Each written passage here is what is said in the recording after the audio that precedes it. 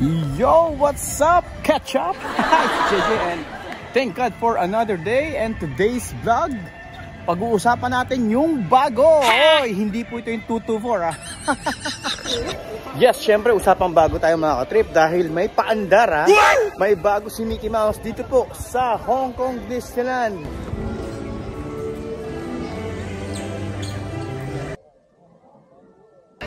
Yun mga ka-trip, eto na nga, eto na yung parade route na natawag. Kung saan mga ka-trip, ang bago rito, this coming summer, meron pong bagong parade na magaganap dito po sa parade route. Wow. Yes, hindi lang 1 but 2, 1, 11. Dahil 11 float po mga ka-trip yung aabangan nyo na parade.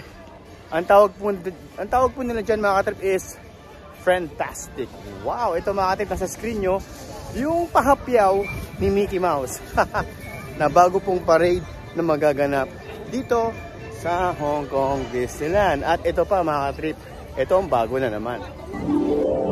Yes mga ka-trip, at ito ang isa na namang bago na magaganap dito this summer mga ka-trip. Sa likuran ko is yung Castle Show. Mayroon pong, alam nyo po mga ka-trip, mayroon pong stage po yan. At doon po sa mga nakapanood na ng show dito sa harap ng castle, meron po kayong aabangan mga ka-trip dahil meron po itong bagong palabas, bagong aabangan na show dito po sa Hong Kong Disneyland. Castle Show po yan mga ka-trip, bagong-bago this summer mga ka-trip. At ito pa ang huling bago, ito yun na nga mga ka-trip, dahil ito pa mga ka-trip ang isa pang bago mga ka-trip ha. Kung familiar kayo or kung nagandahan po kayo mga ka-trip sa fireworks o tinatawag nilang Momentus dito po sa Hong Kong Disneyland, ayan mga ka-trip yung castle na fireworks. Papalitan na po yan. Pero in a good way naman, hindi po nila aalisin ang fireworks dito po sa Hong Kong Disneyland, kundi babaguhin lang nila at mas papagandahin pa nila ang fireworks or yung Momentus na tinatawag dito po sa Hong Kong Disneyland.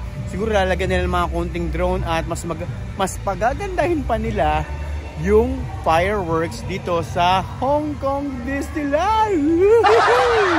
Nakaka-excite naman mga ka-trip. Kaya ayan mga ka-trip, yung mga bago nyong aabangan this summer 2025 sa Hong Kong Disneyland. Kita-kits mga ka-trip. Yun mga ka-trip, so yan muna ang bago nating update at bago nyong aabangan dito po sa Hong Kong Disneyland.